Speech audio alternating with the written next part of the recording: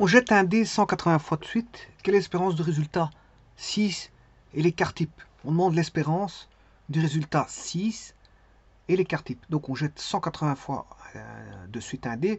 Quelle est l'espérance d'obtenir le 6? On demande son espérance et son écart type. Bon. Première chose à savoir, c'est qu'on a l'expérience aléatoire tiré un dé. Alors, on a H180. Ouais, c'est un dé cubique. Hein. Bon, c'est un dé, on va prendre en sorte que c'est un dé cubique à 6 faces. Voilà. C'est un dé non pipé en plus. Voilà, donc H180, c'est quoi? C'est de tirer 180 fois. Tirer, faire l'expérience H. On va faire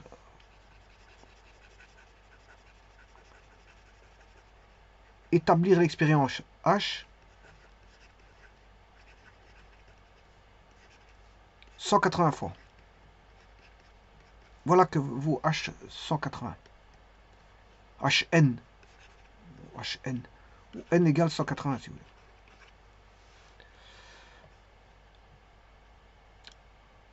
L'univers lié à cette expérience aléatoire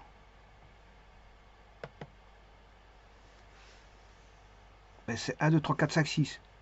Pour chacune des expériences, bien qu'on le fasse 180 fois, c'est toujours 1, 2, 3, 4, 5, 6. Voilà.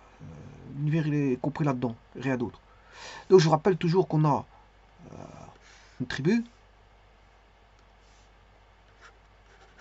avec des classes dedans où on retrouve oméga, l'ensemble vide, l'ensemble des intersections, l'ensemble des unions, tous les complémentaires. Bien sûr, on a un espace probabilisable qui est oméga b. Donc ce sont des classes de B.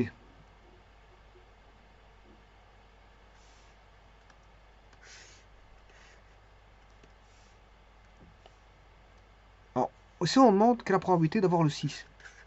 Probabilité, alors l'événement A, c'est avoir le 6. Événement A, avoir le 6.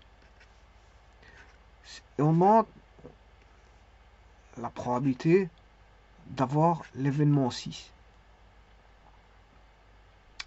Et cette probabilité d'événement 6, bon, si je fais un arc, il y a le 6 et non 6. Bon, non 6, c'est 1, 2, 3, 4, 5. C'est 1, 2, 3, 4, 5. Donc ça, c'est 1, 2, 3, 1 ou le 2 ou le 3 ou le 4 ou le 5, c'est d'avoir non 6. Donc avoir le 6 ici, probabilité d'avoir le 6, c'est probabilité de succès. Donc si ça c'est le succès, ben, ça c'est l'échec. Donc on a affaire à une loi binomiale. On a un succès-échec et un tirage de n fois. Alors le succès, c'est d'avoir le 6, et l'échec, c'est ne pas avoir le 6.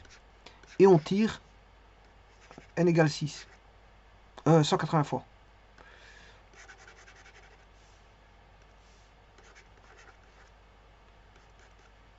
Donc c'est 180.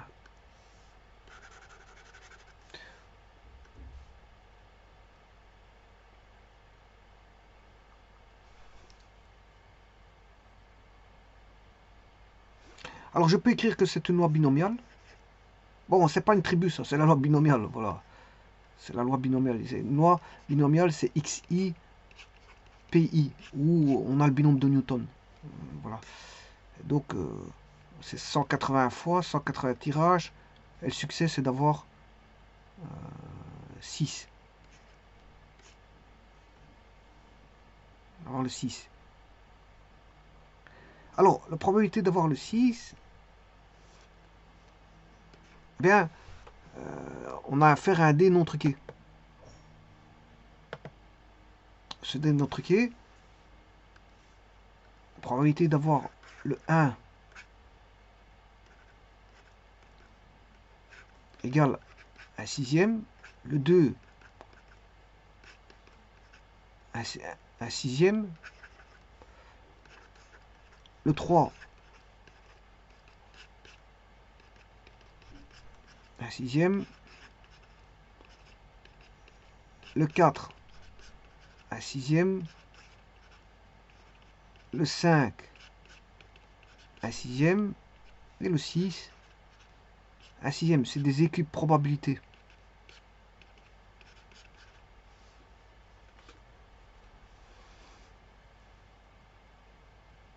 Voilà. Donc, je vais chercher maintenant. Donc, on sait bien que pour la probabilité d'avoir le 6, c'est un sixième. Donc, je vais chercher l'espérance.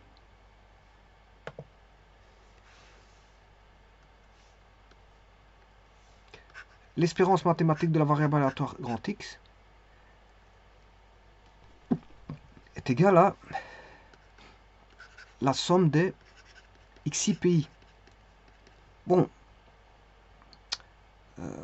pour la binomiale, c'est n fois p.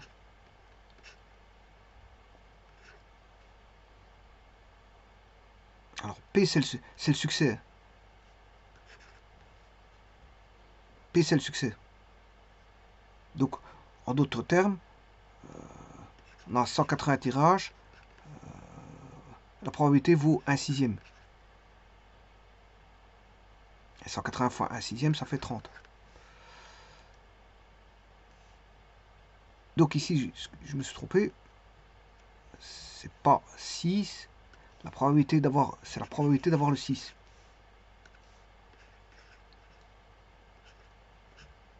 Donc, la probabilité du succès.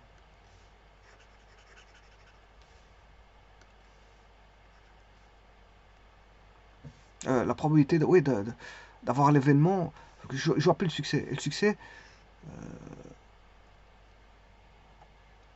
c'est P. C'est S ou P. P hein. Vous l'appelez S ou P, peu importe. Donc c'est une loi binomiale qui est N, point virgule, P, à deux paramètres. Où N c'est le nombre de tirages et P c'est le succès. Bon, si vous voulez l'échec, c'est 1 moins P, c'est complémentaire. Hein. Si S est le succès, E est l'échec, ben, là on a la probabilité d'avoir le succès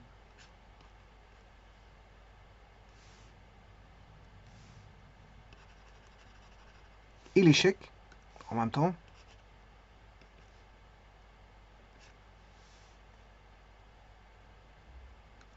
Je mettrais plutôt ou l'échec. C'est pas une intersection, c'est un ou. C'est une réunion. La probabilité d'avoir ceci, c'est S plus E. Si ça, c'est une probabilité. Hein. Ou alors, je vais plutôt mettre au succès. Si la probabilité, je l'appelle N. Probabilité. Ouais, je vais marquer autrement. Je vais marquer autrement. Parce que c'est vrai qu'il ne faut pas confondre S et P, N et E. Bon, je vais l'écrire comme ceci. Probabilité du succès plus probabilité de l'échec. Et ça, c'est probabilité, bien sûr, de l'univers. L'univers qui fait 1. Voilà. Mais probabilité de l'échec, en fait, je peux l'appeler P, l'échec, le succès. Et l'échec, c'est 1 moins P. Et donc, vous voyez bien que P plus 1 moins P, ça fait toujours 1. Donc ici, la loi binomiale, c'est une loi à deux, on va dire, on a besoin de deux paramètres. On a besoin du nombre de tirages et du succès. Je dirais même la probabilité de succès.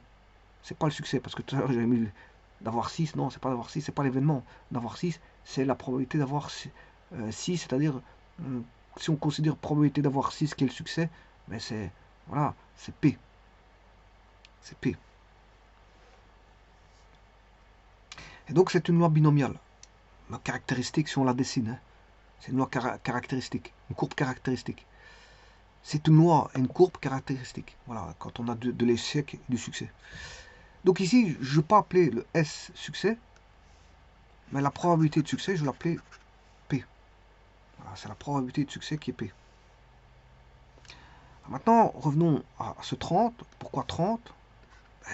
C'est ce qu'on espère obtenir avec un 180G, d'obtenir le 6, ce qui est normal. Pourquoi? Parce que la probabilité d'avoir le 1, j'ai dit que c'était 1 sixième, c'est équiprobable. Donc, après 180G, pour avoir le 1, ce sera 30. L'espérance d'avoir le 1, c'est 30. L'espérance d'avoir le 2, c'est 30. L'espoir d'avoir le 3, après 180G, c'est 30. L'espoir d'avoir, après 180G, le 3, c'est 30. L'espoir d'avoir le 4 après 180G, c'est 30 fois. L'espoir d'avoir, après 180G, le 5, c'est 30 fois, après 180G. Et l'espoir d'avoir le 6, après 180G, c'est 30 fois. Donc on comprend que, comme c'est équiprobable, ben, après 180G, l'espérance est la même pour toutes. La même pour toutes. Donc, comme je vous ai dit, ici c'est n fois p. Mais la variance, bon, ça se démontre. Hein. Ça se démontre, la variance de la variable x pour une loi binomiale. Bon, on a toujours somme des pi xi carré moins l'espérance au carré de la variable x. Et ça, c'est tout bonnement. Tout à l'heure, c'était n fois p. Mais là, il faut rajouter la probabilité. Il faut rajouter la probabilité. Ça, c'est la probabilité du succès. Mais il faut rajouter la probabilité de l'échec. Il faut rajouter la probabilité de l'échec. Donc ici, si vous voulez, c'est n fois la probabilité du succès fois la probabilité de l'échec. Alors, n, c'est le nombre de tirages, comme je vous ai dit. Donc, c'est n fois p fois q. Or, q, c'est 1 moins p. Voilà, c'est n fois p fois 1 moins p. Et donc, l'écart type n'est rien d'autre que la racine carrée de la variance. Donc, c'est racine carrée de n fois p fois 1 moins p. Et c'est ce que je vais calculer ici. Voilà, donc, je vais calculer... alors, n fois p, je l'ai déjà parce que ça fait 30.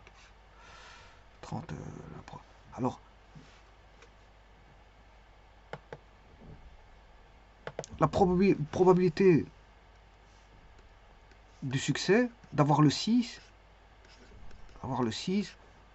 de l'événement A qui est d'avoir le 6, est égal à 1 sixième. Probabilité de ne pas avoir le 6, qui est l'événement contraire. Voilà, bien sûr que quand je dis succès, échec, c'est tout bonnement un événement A et son anti-événement, c'est-à-dire l'événement contraire qui est complémentaire. Hein. Donc ici, pour avoir le 6, c'est 1 sixième, 1 moins 1 sixième, ce qui fait 5 sixièmes. 5 sixièmes de ne pas avoir le 6, c'est normal, c'est d'avoir le 1, 2, 3, 4, 5. Voilà, 5 sixièmes. Donc ici, si je calcule 1 sixième fois 5 sixièmes 180 fois, bien j'aurai la variance de la variable aléatoire grand X. Alors là, j'avais dit que c'était déjà 30. 30 divisé par 6, ça fait 5. 5 fois 5, ça fait 25. Et l'écart type, c'est la racine carrée de 25. C'est-à-dire qu'on aura 5. Bon, avant de clore, je veux dire cette vidéo, parce que le but c'était de trouver la variance, enfin l'espérance, l'espoir d'avoir après 180G le 6, et l'écart type, c'était trouvé. Donc ici, je vais faire un petit, comment on appelle ça, un petit rappel sur le binôme de Newton appliqué à la loi binomiale. le binôme de Newton. Alors, je vous rappelle que le binôme de Newton, pour n appartenant au naturel, on a, si j'ai une somme a plus b n, ça veut dire qu'on a a plus b fois a plus b fois 3 petits points fois a plus b. Alors on a combien de facteurs? On en a n. Voilà. Par exemple, si j'écris a plus b au carré, c'est a plus b fois a plus b. Qu'est-ce qui va se passer? Ben, ce a là, il faudra le multiplier. Je vais même le mettre 3 fois.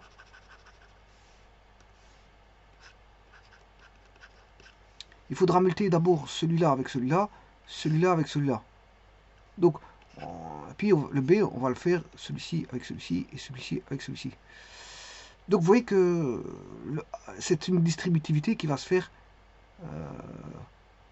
si on l'a fait une fois, le a une fois, deux fois, voilà, il va se faire un nombre de fois. Alors comment comptabiliser ces distributivités? Ben, c'est par les lois, voilà, par le binôme de Newton. Alors si je prends par exemple a plus b exposant n, là on a un produit de n facteurs qui sont tous égaux, puisque a plus b fois a plus b est un invariant. A plus b est un invariant. Ce qu'on sait, c'est que l'on a n facteurs. On a n facteurs. Voilà. Donc on effectue ce produit par distributivité et on obtient une somme de termes de la forme. On aura toujours a fois b. Mais comment? Avec AKBL. AKBL. Voilà, on aura toujours AKBL. Vous pouvez multiplier tout ce que vous voulez. Entre, bien sûr, il y aura à chaque fois vous aurez toujours de AKBL. Toujours, toujours, toujours, toujours. Donc si vous faites celui-ci avec... si vous multipliez 4, 5 fois, 6 fois, vous allez voir qu'il y aura toujours un exposant A et un exposant B. Bon, on aura toujours ça. Alors, qu'est-ce que signifie le cas? Le cas, ça veut dire que le A a été choisi dans K des n facteurs. Voilà. K a été choisi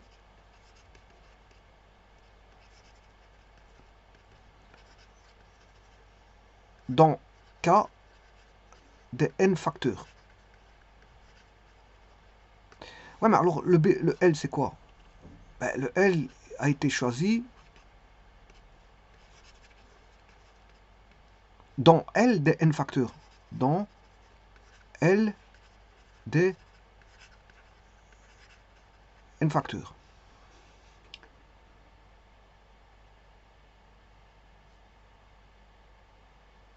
Alors, que vaut L? Ben, c'est en fait, si j'ai choisi K dans n facteurs, mais le L on peut le trouver, puisque c'est le restant. C'est le restant, c'est-à-dire que le L vaudra n-k, qui est le restant. C'est le complémentaire. Le L vaudra n-k. D'où le L vaut n-k. Donc je vais écrire ici AK, B, n-k. Maintenant, c'est de savoir donc combien de fois on a sélectionné on a sélectionné combien de fois on a sélectionné? Ben, on a sélectionné K facteurs parmi les n. Et dans ces facteurs, on utilise toujours A. Il y a donc combien de sélections? Il y en a un nombre donné, que je vais appeler... bon, il y a... on va dire... TI sélection. Il y a TI sélection.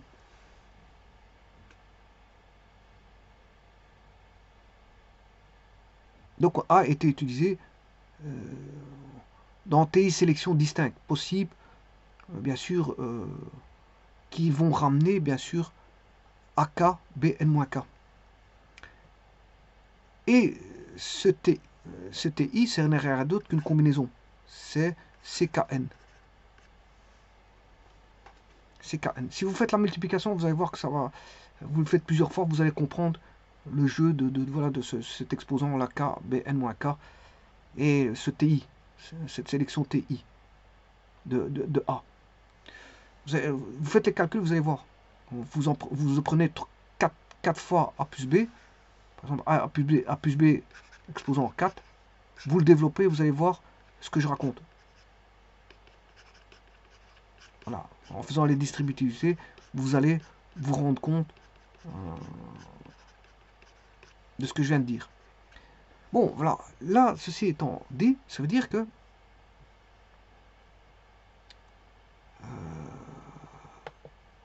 bien sûr, il faut faire la somme de tout ça. Pour avoir A plus B exposant M, il faut faire la somme, bien sûr, pour K égale 0 jusqu'à N de A, K, B, N-K. Voilà. Et donc, c'est à partir de cette base-là qu'on parlera de la loi binomiale. Supposons que A, c'est la probabilité du succès. Probabilité du succès que je vais appeler P. La probabilité de l'échec que je vais appeler Q, ou, si vous voulez, 1 moins P. Donc, en écrivant 1 plus, si je peux écrire P plus Q, P plus Q, P plus Q exposant N, bon, ça fait P plus 1 moins P exposant N. Bon, ça vous savez très bien que si je fais P moins 1 moins P, on aura 1 exposant N. 1 moins P exposant N, ça fait 1. Voilà, ça fait 1. Donc, somme de K égale 0, N. Et là, bon, je dois remplacer par P, K, Q, N moins Q, K. Là, je vais remplacer par K égale 0 jusqu'à N. P, K. Et là, c'est 1 moins P, N moins Q, N moins K.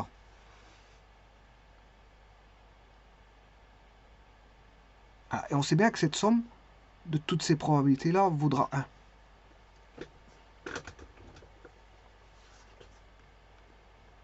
La somme dans une loi binomiale, la somme des pk à moins pas pour k égale 0 jusqu'à n, bien sûr. Dans une loi binomiale, on aura toujours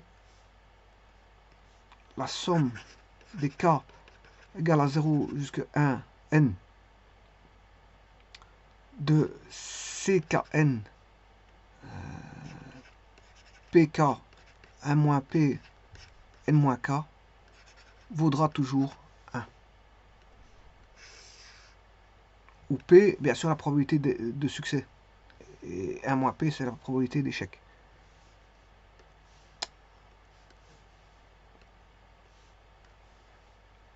Et ici, j'ai oublié mes combinaisons. Il semble bien que j'ai oublié quelque chose. CKN, CKN et CKN. J'avais oublié toutes mes combinaisons possibles. Voilà, au niveau des sélections distinctes possibles amenant à AKBN-K.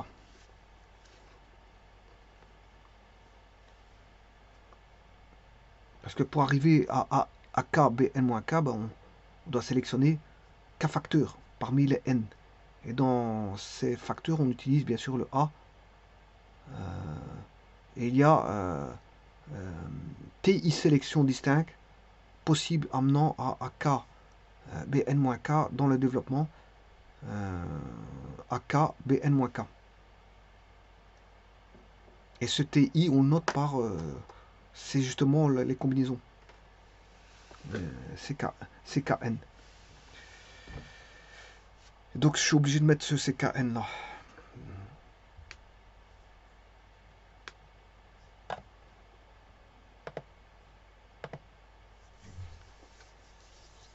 Je vous remercie.